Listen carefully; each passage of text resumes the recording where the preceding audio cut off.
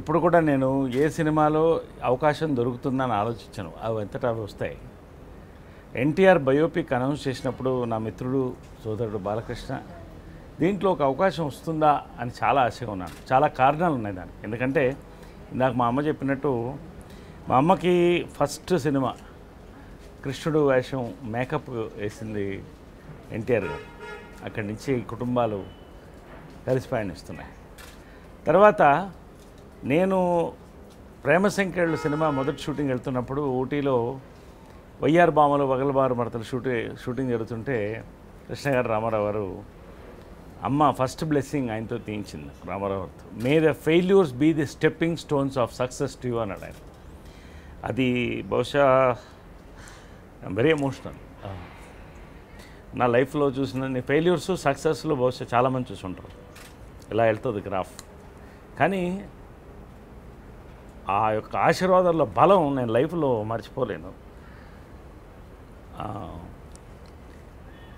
ఈ సినిమాలో బాలకృష్ణ ఫోన్ చేసి నువ్వు వేషం వేయాలి అన్నప్పుడు చాలా సంతోషపడ్డాను.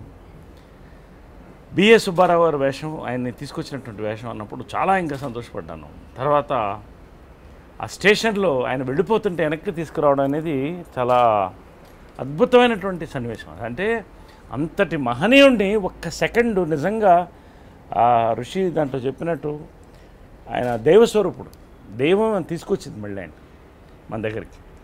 లేకపోతే ఒక మహానటుడు మహానాయకుడు వెళ్ళిపోయేవాడు ఊరికి.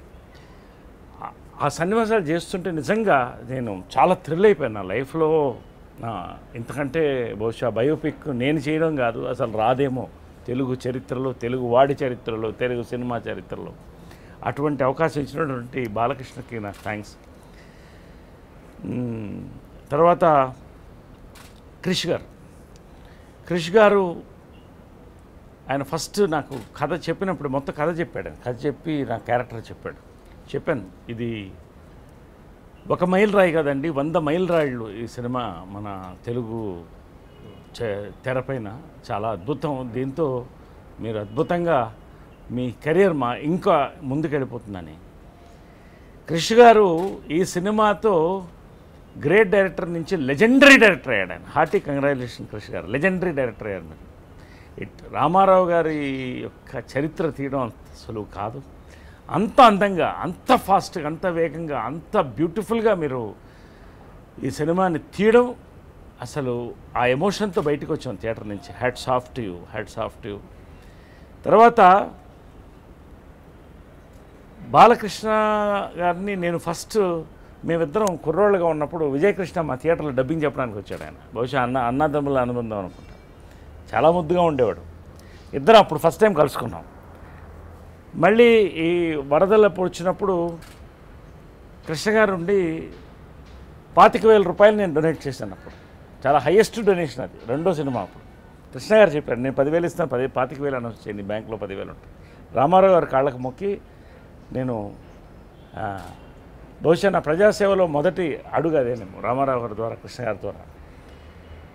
నేనిద్దరం హైదరాబాద్ వచ్చినప్పుడు బాలకృష్ణ నువ్వు నరేష్ ఒక జీప్ వెళ్ళి మీరు జోలి పట్టండి అన్నాడు ఆయన రామారావు గారు.